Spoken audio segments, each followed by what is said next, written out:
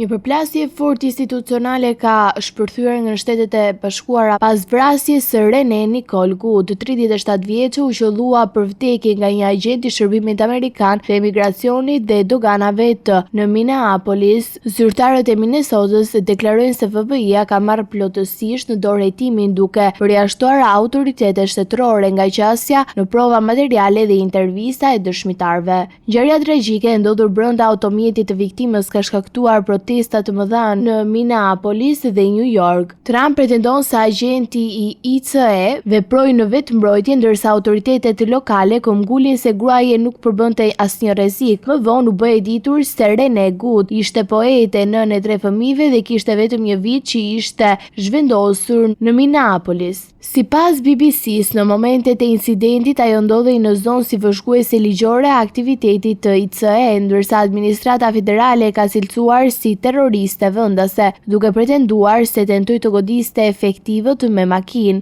Drejtori i Byros Shtetërore të Hetimit Penal në Minnesota, Drew Evans, konfirmoi se zyra e prokurorit të SBA-s nuk ka urdhëruar përjashtimin e hetuesve shtetëror nga çështja, duke theksuar se kjo pengon një hetim të pavarur. Sekretarja e Sigurisë Kombëtare, Kristi Noem, mbrojti vendimin duke deklaruar se autoritetet në Minnesota nuk kanë jurisdiksion mbi këtë hetim, ndërkohë guvernatori Tim Walz dhe prokuroria reaguan ashpër duke paralajmëruar se pa përfshirjen e shtetit besueshmëria e procesit hetimor do të vihet seriozisht në dyshim.